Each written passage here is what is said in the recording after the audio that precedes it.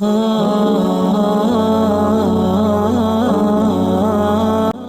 एक छोटा सा सवाल से पहले थोड़ा सा एक हमारे भी गुरु ग्रंथ साहब के अंदर गुरु नानक साहब ने पूरी दुनिया का चक्कर लगाया, जिसके अंदर मक्का मदीना भी शामिल है। और जैसा कि एक सवाल इससे पहले हो चुका है कि गैर मुस्लिम जो है मक्का मदीना में अलाउड नहीं, या वहाँ का कैंटोनमेंट जो है परमिशन नहीं देता। मगर ये तो तय है, आप मानते हैं, इस्लाम मानता है, हम मानते हैं, हमारे ग्रंथों के अंदर दर्ज है। गुरु नानक साहब के दो चेले थे, एक बाला और एक मर्दाना, एक हिंदू और एक मुस्लिम। मर्दाना की बहुत ख्वाहिश थी कि मुसलमान जब तक पूरा मुसलमान नहीं कहलाने का हकदार, जब तक कि वो काबा का दर्शन ना कराए, तो गुरु नानक साहब उसको लेके और काबा गए। हमारे ग्रंथ के अंदर जो दर्ज है कि जब वो वहाँ पहुँचे, उन दिनों बहुत लंबा ये किस्सा है, 1 साल लगता था, और वो रूट सारा उसका वर्णन है। और वहाँ जब मक्का जो मस्जिद के बाहर साथ ही एक दीवार थी, जहाँ पर के भारत के जो मुसलमान दर्शन करने जाते थे काबा के, वो उनको वहाँ ठहराया जाता था। वहाँ की देखभाल जो करता था वो मुल्ला जीवन करता था। जब गुरु नानक साहब अपने चेलों के साथ में वहाँ पर पड़े थे, तो सुबह जब मुल्ला जीवन वहाँ की सफाई करने के लिए आया, तो उसने देखा गुरु नानक साहब के जो पैर थे वो काबा की तरफ थे। वो गुस्से में चिल्लाया कि ये कौन काफिर है जो कि काबा की तरफ पैर करके पड़ा है, और उसने गुस्से के अंदर आके उनके पैरों को झटका दिया, दूसरी तरफ किया। तो हमारे ग्रंथ के अंदर दर्ज जो किस्सा है उसके अंदर ये है कि काबा भी उस समय हिल गया, जिधर गुरु नानक के पैर जाते थे काबा उधर मुड़ता था। तो वो जोर से चिल्लाया, ये कोई हजरत है, ये कोई औलिया है। तो उस समय के जो काजी थे मक्का के, काजी रुकनुद्दीन साहब थे, और शाह शरफ, कई हस्तियों के नाम हैं उसमें। तो मैं ये जानना चाहता हूँ कि ये वर्जन को आप मतलब एग्री करते हैं, और करते हैं तो इसका हमारे मुस्लिम ग्रंथों के अंदर किस तरीके से उल्लेख है, ये कृपया बताएं। भाई साहब ने एक सवाल पूछा अपने गुरु ग्रंथ साहिब के मुतालिक, और अल्हम्दुलिल्लाह मैं भी गुरु ग्रंथ साहिब पढ़ चुका हूँ। और जिस तरीके से, क्योंकि वक्त मुख्तसर सा होने की वजह से मुझे वक्त नहीं मिला कि गुरु ग्रंथ को भी कोट करूँ।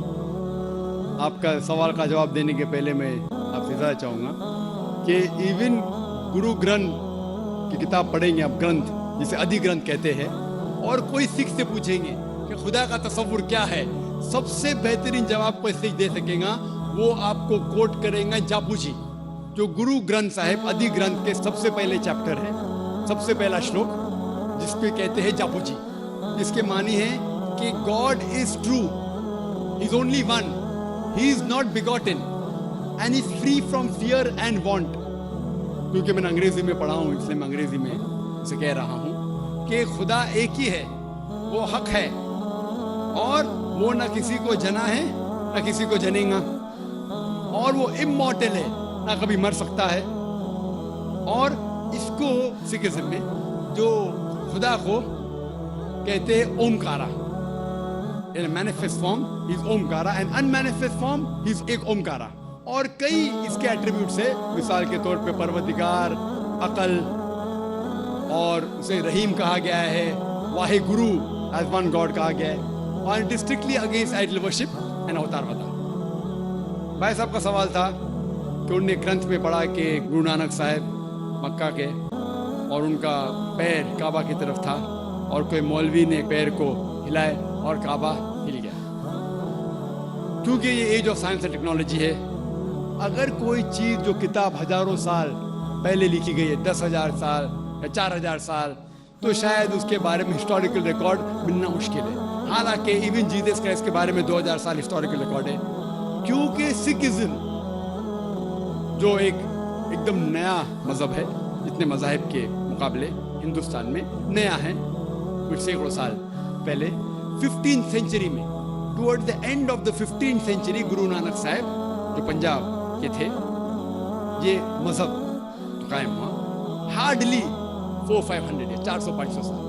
और अगर ये मान लो, सपोज मिसाल के तौर पे मान लो, मैं क्यों कह रहा हूँ कि मैं नहीं चाहता हूँ किसी को बुरा लगे, मान लो ये सच है, मान लो, अगर 400-500 साल पहले अगर ये होता था कि काबा इधर से उधर हिल जाता था तो हिस्टोरिकल रिकॉर्ड में बिल्कुल लिखा होता था, और कई हिस्टोरिकल रिकॉर्ड में ये नहीं कि काबा हिला इधर उधर। कई हिस्टोरिकल रिकॉर्ड आप देखेंगे, हिस्ट्री इतनी अल्हम्दुलिल्लाह 800-900 साल पहले, 1000 साल पहले जो मुगल ने किए बिल्कुल लिखा हुआ हिस्टोरिकल रिकॉर्ड में। तो ये कहना कि गुरु नानक साहब वहाँ गए और काबा हिल गया, ये बिल्कुल साइंस के खिलाफ है, क्योंकि साइंस में कोई भी रिकॉर्ड नहीं है, वहाँ के देश के रिकॉर्ड में कहीं भी नहीं कि काबा हिला। तो इसलिए हम कहते हैं कि हो सकता है ये गलती से किसने लिखा होगा। कई किस्से कहानी ये मैं तस्लीम करता हूँ कि गुरु ग्रंथ साहिब में कई चीजें सही है, हक की बात है, लेकिन ये तस्लीम करना कि काबा हिल गया ये बिल्कुल साइंस के भी खिलाफ है, साइंस के खिलाफ है, और इस्लाम में भी ये नहीं है। लेकिन ये कहना कि कोई गैर मुस्लिम जा सकता है, मुमकिन है चुपके से कोई गया तो हो सकता है।